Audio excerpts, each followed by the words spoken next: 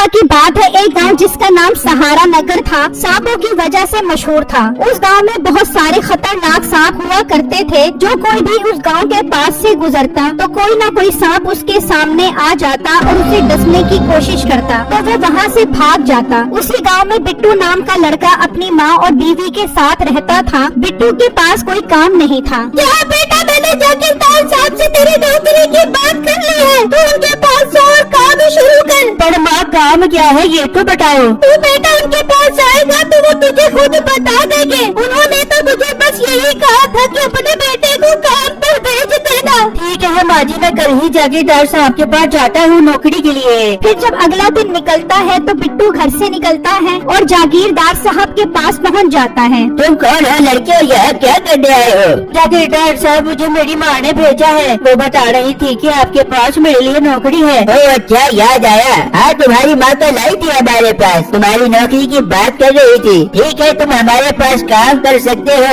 लेकिन याद रखना काम मुश्किल है। पर जागीरदार साहब काम क्या है वो तो बताओ। बिट्टू, क्योंकि पूरे गांव वालों को सांपों ने तंग किया हुआ है, इसलिए मैंने टीम बनाई है। तुम उस टीम का हिस्सा हो। अब तुम गांव के सारे सांपों को मारोगे। जागीरदार साहब, ये काम तो बहुत खतरनाक है, इसमें तो मेरी जान भी जा सकती है। नहीं तो और क्या, पैसे थाली में रखकर तुम्हारी झोली में डाल दूं। पैसा कमाना कोई आसान काम नहीं होता, मेहनत करनी पड़ती है। अगर समझ आ रही है तो ठीक है, वरना तुम जा सकते हो। नहीं नहीं जागीरदार साहब, मैं नौकरी करने के लिए तैयार हूँ। मैं कल काम पर आ जाऊँगा। ठीक है, तुम कल से काम पर आ सकते हो। ये कहकर बिट्टू वहाँ से चला जाता है और अपनी माँ को अपनी नौकरी के बारे में बताता है। क्या सांपों को मारने वाला काम? ये तो बहुत मुश्किल काम है बेटा, इसमें तेरी जान भी जा सकती है। नहीं बिट्टू, आप ये काम नहीं करोगे। मैं आपको खोना नहीं चाहती। हम रूखी सूखी खाकर गुजारा कर लेंगे, पर आप ये काम नहीं करोगे। हाँ बेटा, तेरी बीवी ठीक कह रही है। तू हरगिज़ ये काम नहीं करेगा, कि मेरा आखिरी फैसला है। वहाँ जागीरदार बहुत खुश होता है कि उसे सांपों को मारने वाला बंदा मिल गया है। मैं बहुत खुश हूँ जो मुझे सांपों को मारने वाला बंदा मिल गया है। तुम दोनों कल से उसके साथ मिलकर गांव के सारे सांपों को मारोगे। ठीक है मालिक, हम तैयार हैं सांपों को मारने के लिए। हाँ, मगर ख्याल रहे वो लड़का आगे आगे होगा और तुम दोनों पीछे रहना। अगर सांप डसेगा भी तो उसे ही डसेगा, तुम दोनों महफूज रहोगे।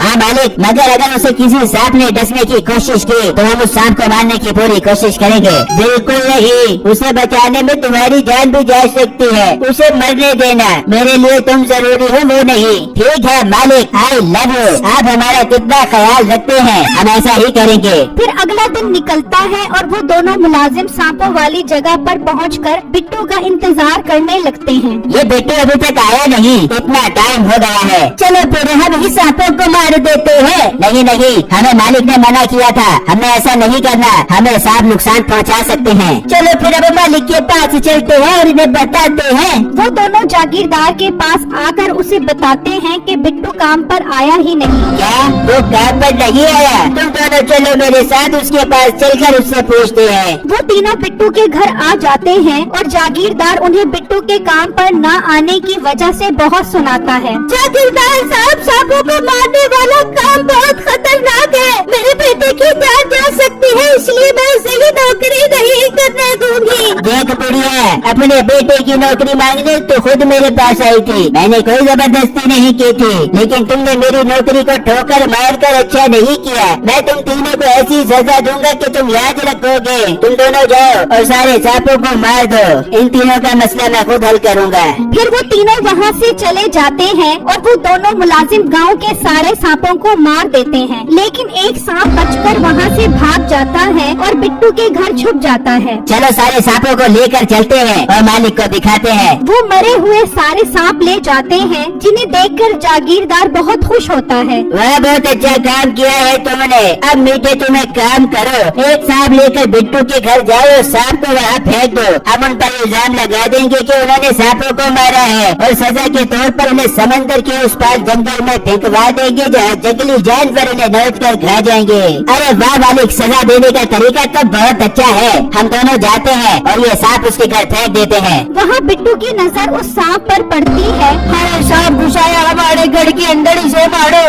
इंसान, मुझे कुछ मत कहना, मैं तुम्हें नुकसान नहीं पहुंचा रहा। उन्होंने हमारे सारे खानदान को मार दिया है, मुझे बचा लो। वरना वो मुझे भी मार देंगे। सांप भाई आप बोल सकते हो? हाँ मैं बोल सकता हूँ। ये नाग बड़ी है, तुम इसे खा लो तो तुम्हारे अंदर भी सांप वाला जहर आ जाएगा। तुम जिसको भी काटोगे वो मर जाएगा, लेकिन तुम मुझे बचा लो। बिट्टू वो नागमणि खा जाता है तो तभी वो दोनों मुलाजिम भी वहाँ आ जाते हैं। वो खिड़की से सांप अंदर फेंकने लगते हैं तो देखते हैं कि अंदर शीशनाग है। ये क्या? ये इसने शीशनाग पाला हुआ है। मैं भी जागीरदार साहब को जाकर बताता हूँ। हाँ तुम उन्हें जाकर बताओ, तब तक मैं शीशनाग को मारता हूँ। मीठा जागीरदार के पास जाता है और दूसरा मुलाजिम नाग को मारने अंदर जाता है। वो सांप को जोर जोर से मारता है। सांप तो मर जाता है लेकिन मरते मरते उसे डस लेता है। हाय मुझे सांप ने काट लिया, मैं मर गया।